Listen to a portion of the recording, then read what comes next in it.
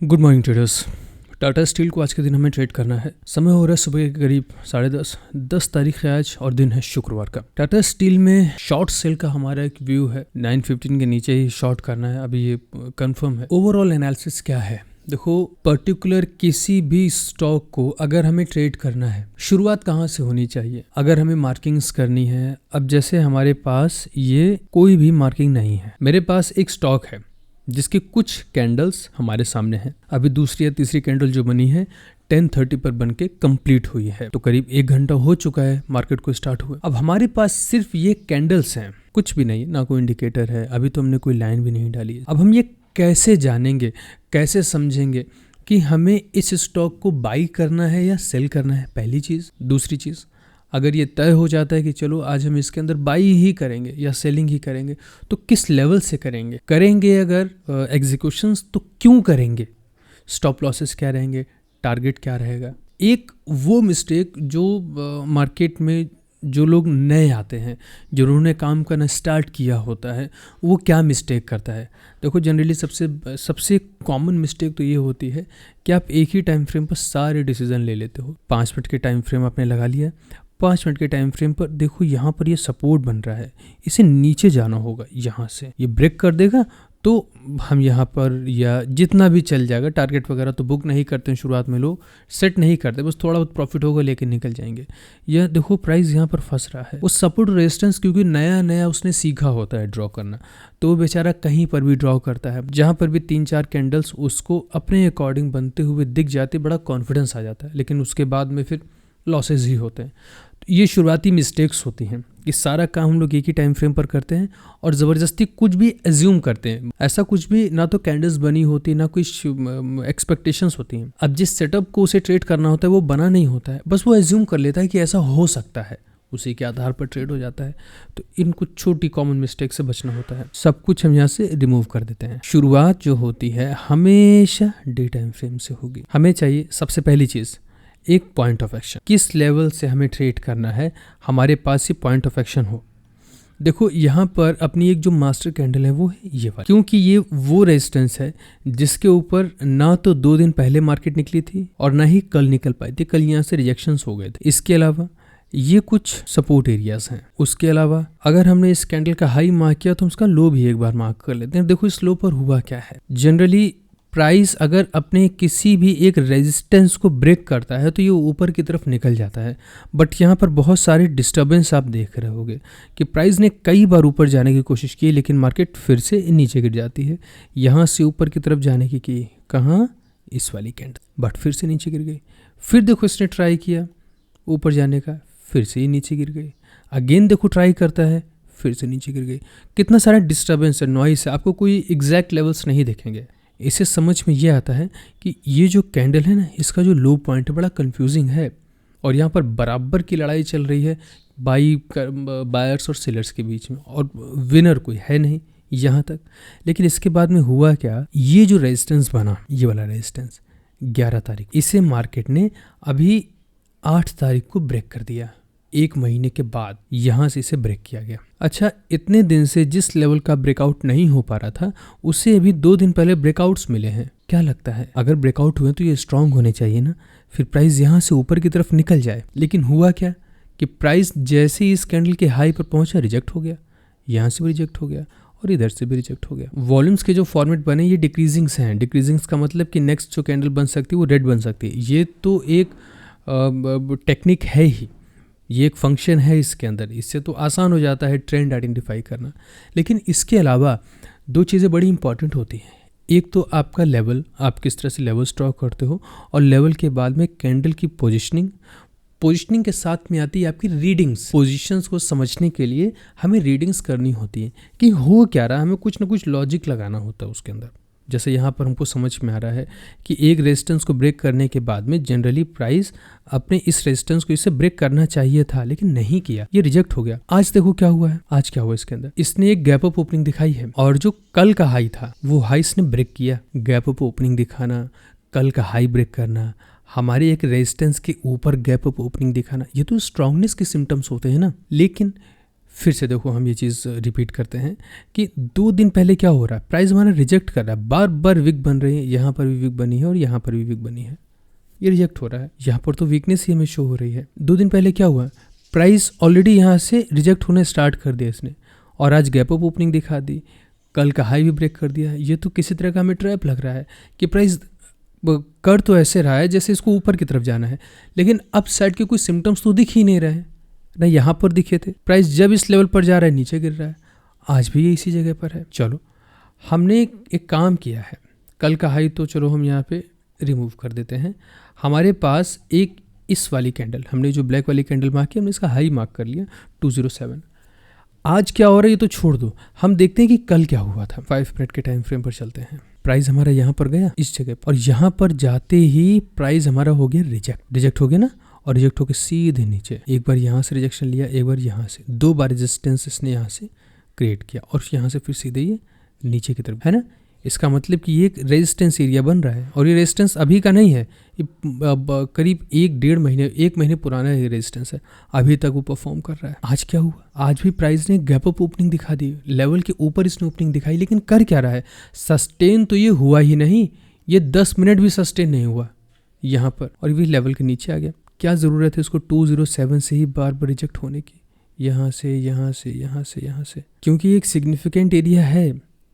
Price को अगर ऊपर जाना होता तो फिर ये यहाँ से चला जाता, लेकिन इसने मॉर्निंग में रिजेक्शंस दिखा दिए और मॉर्निंग के रिजेक्शन के बाद से ही उस लेवल के नीचे ही ट्रेड कर रहा है। अब बताइए, अभी हमने आपसे एक बात कही थी कि हमारे पास एक ये कुछ कैंडल्स हैं, अब बताओ हमें बाई करना है या सेल करना है, कैसे पता चलेगा,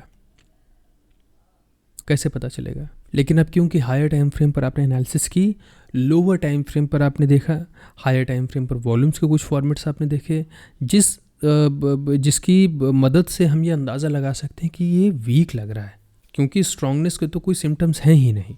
ये अपने रेजिस्टेंस पर जाके रेजिस्टेंस को नीचे की तरफ रेजिस्ट कर रहा है, तो ये वीकनेस के सिम्टम्स होते हैं। हमारा लेवल कौन सा था, 207। क्या बिल्कुल यही लेवल हमारा 915 का लो नहीं है, आज वहीं पर रुक रहा है। अच्छा, एक फॉर्मेट जिसका हम लोग ज़्यादातर अक्सर maximum of the time use करते हैं वो है डिक्रीजिंग लोज। डिक्रीजिंग्स में क्या होता है, सेम कलर की 2 कैंडल्स ब्लैक गिरते हुए क्रम में अगर बनती हैं तो जो थर्ड कैंडल होती है हमारी, वो अक्सर ज़्यादातर अपोजिट डायरेक्शन की कलर की कैंडल होती है। थर्ड कैंडल जो बनती है उसका कलर अपोजिट होता है, ग्रीन कलर की कैंडल बनती है। और अगर इधर 2 कैंडल्स हमारी ग्रीन बन रही हैं तो ये वाली कैंडल आपको ब्लैक बनते हुए दिखाई पड़ जाएगी। इसे डिक्रीजिंग लोज कहा जाता है। इस थ्योरी के अकॉर्डिंग अगर वॉल्यूम्स कम हो रही हैं, लगातार उसमें सेलर्स अपना इंटरेस्ट कम कर रहे हैं और प्राइस एक सपोर्ट पर है, तो एक तो वैसे ही सेलर्स का इंटरेस्ट यहाँ पर कम हो रहा है, सेलर का इंटरेस्ट कम हो रहा है, इसका मतलब बायर का इंटरेस्ट बढ़ रहा है, और प्राइस भी अपने पॉइंट ऑफ एक्शन पर है, सपोर्ट पर है। तो बायर के परचेज करने की, बायर का बल्क में ऑर्डर डालने की जो फेवरेट अपनी जगह होती है, वो एक ऐसा हिस्टोरिकल लेवल होता है जहाँ से प्राइस पहले भी कई बार मूव कर चुका होता है। ऐसा नहीं कि हमने बोल दिया वो सपोर्ट है और रेजिस्टेंस है, डिमांड है, सप्लाई नहीं। आप बस ये देखो हिस्ट्री में ऐसा कौन सा प्राइस है, ऐसा कौन सा लेवल है जहां से प्राइस ने पहले भी बहुत बार जंप लिया। आप बस वो लेवल डिफाइन करो, उस लेवल तक आने का वेट करो, उस लेवल के पास में अपनी कुछ एक ऐसी फॉर्मेशन डिफाइन करो, तब आप ट्रेड एग्जीक्यूट करो। ये भी जो भी बातें हम बोल रहे हैं ना, ये वो सो कॉल्ड जो ऑप्शन और ऑप्शन वगैरह जो ट्रेड करते हैं ना, जिनको स्कैल्पिंग की ये छोटी मोटी बीमारी होती है, तो छोटी मोटी नहीं बड़ी बीमारी होती है, वो ये सब चीज़ें नहीं समझ पाए, क्योंकि वो बेचारे इन सब चीज़ों को जानते ही नहीं हैं। उन्होंने बस देखा हुआ है कि कुछ चीज़ें हम लोग क्रॉस ओवर्स वगैरह लगा लेंगे और एग्जीक्यूशन कर देंगे, 2-3 कैंडल लेकर के बाहर निकल जाएंगे। उनके मन में ट्रेडिंग ये होती है। तो ये अब जब ये चीज़ें वो देखेंगे तो उनको लगेगी ये सब क्या फालतू के पहाड़े हम लोग पढ़ रहे हैं, ये तो समझ में नहीं आ रहा है हमें। ट्रेडिंग ऐसे नहीं होती, ट्रेडिंग तो बहुत आसान होती है। आसान है, ट्रेडिंग बहुत आसान है, लेकिन उस आसान तक पहुंचने से पहले हमें इस टफ स्टेप को कंप्लीट करना होता है। अब ये इतना भी टफ नहीं है, आप आराम से अगर कुछ दिन तक बैठ करके इनकी सबकी प्रैक्टिस करोगे, कैंडल्स को पढ़ोगे, उनकी साइकोलॉजी को समझोगे, कैंडल्स की बॉडी लैंग्वेज को समझोगे, तो आसान होगा फिर आपके लिए। ऑप्शंस कोई ट्रेड करने की चीज़ नहीं होती है, ऑप्शन से जितना हो सके उतना बचो। यहाँ तक हो गया। अब देखो डिक्रीजिंग लोज हमने आपको बताए थे, गिरने लगा नीचे की तरफ। ये चाहे जितना रिजेक्ट हो जाए, अगर ये ऊपर नहीं जा रहा तो इसे गिरना नीचे ही है, और ये गिर रहा है। देखो अब हायर टाइम फ्रेम पर हम एक चीज़ आपको और दिखाते हैं। जैसे यहाँ पर एक रेजिस्टेंस हमने ड्रॉ किया था। अब इस रेजिस्टेंस के पास में यहाँ पर देखो डिक्रीजिंग लोज बने हैं, वॉल्यूम्स कम हो रही हैं। इसकी वॉल्यूम ज़्यादा है और इसकी वॉल्यूम कम है ना, डिक्रीज हो रही हैं वॉल्यूम्स, और प्राइस ऊपर जा रहा है, लेकिन क्लोजिंग्स इस कैंडल की रेंज के अंदर ही हो रही हैं। तो प्राइस एक रेजिस्टेंस से टकरा करके वापस नीचे की तरफ गिरने की कोशिश कर रहा है। तो बहुत ज़्यादा चांस है कि प्राइस हमारा इस वाली रेंज के अंदर आ जाए। अभी ये जिस जगह पर है ना, ये थोड़ा सा सपोर्ट का काम कर रहा है, ये वाला जो पॉइंट है यहाँ पर ये सस्टेन कर लेगा, जो कि भी देखो एक बड़ी कैंडल बनी है रेड कलर की। वो बड़ी कैंडल सिर्फ इसलिए बनी क्योंकि इसने एक सपोर्ट अपना ब्रेक किया है। सस्टेन कर लेगा तो ये फटाक से नीचे आ जाएगा, और जो भी कल का गैप है पूरा का पूरा गैप फिल हो जाएगा। हमें 5 मिनट पर उतरते हैं, नीचे आ रहा है ये 9:15 पर हमने अपनी एंट्री ली थी, और जस्ट स्विंग पर हमने, और जस्ट 40 पैसे का स्टॉप लॉस था। टारगेट जो हम इसके अंदर अपना लगाएंगे वो हमारा 325 का टारगेट है। कल का ये जो गैप है यही हमारा आज का टारगेट है। इसका कलर चेंज कर देते हैं। ट्रेड अपना ये अब हम थोड़ा सा चलने देते हैं। फटाक से एक नज़र अपने पैनल पर भी डाल लेते हैं। करीब 13,000 क्वांटिटीज़ हमने इसमें होल्ड की हैं, शॉर्ट किया है, और 6-7 हज़ार का प्रॉफिट अभी इस वक्त अपना चल रहा है। वीडियो से अगर थोड़ा बहुत भी कुछ सीख रहे हो तो वीडियो को लाइक कर लेना और चैनल को सब्सक्राइब भी कर देना। इस तरह के और भी कई सारे वीडियोस हम अपलोड करेंगे। अब हम वेट करेंगे अपने टारगेट का। कोई बहुत बड़ा टारगेट नहीं है, अगर कुछ कैंडल्स भी हाई वॉल्यूम के साथ क्रिएट हो गए तो फिर टारगेट्स मिल जाएंगे। ऐसे जाने के चांसेस कम है क्योंकि यहाँ पर एक बहुत स्ट्रॉन्ग रेजिस्टेंस है, डे टाइम फ्रेम का भी है, 9:15 की कैंडल भी है, तो दोनों ही चीज़ें हैं, और ये दोनों ही लेवल्स मिल करके आज हमारे स्टॉप लॉस को थोड़ा सा प्रोटेक्ट रखने की कोशिश ये करेंगे। तो ऐसा जाना मुश्किल हमें लग रहा है, ऐसा नहीं जाना चाहिए। सो वेट करते हैं अपने टारगेट का, जैसा होता है इन्फॉर्म करते हैं।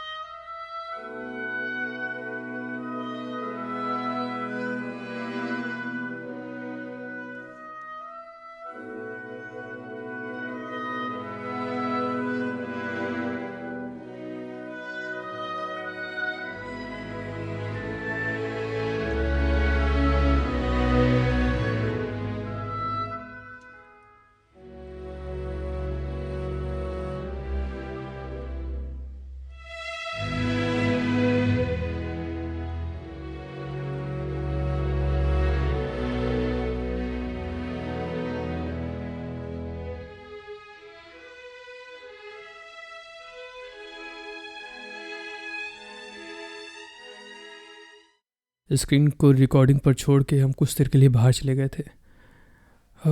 यहाँ पर देखो टारगेट से नीचे तक प्राइस आया था, हम इसको ऑब्जर्व कर भी रहे थे, उसका स्क्रीनशॉट हमने ग्रुप में भी शेयर किया था।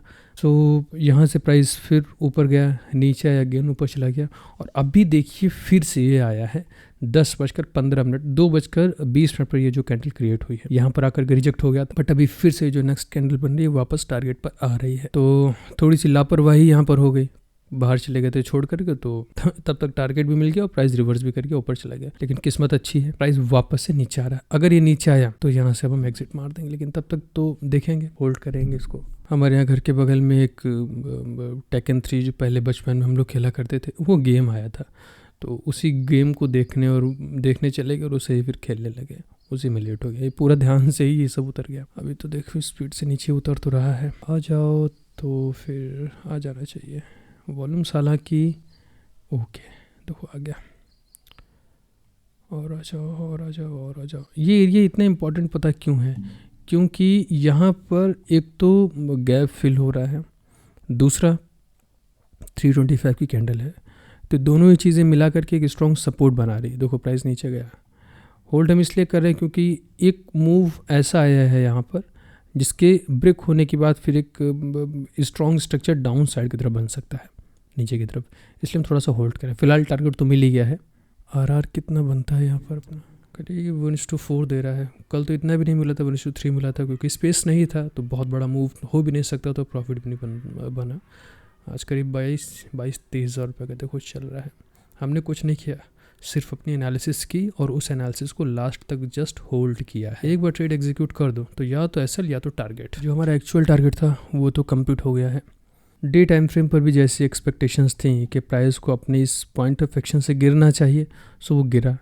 डिक्रीजिंग लोज ने भी अपना पूरा काम किया और हमारे लेवल्स ने भी। ओवरऑल एनालिसिस के अकॉर्डिंग जैसा होना चाहिए था वैसा ही हुआ।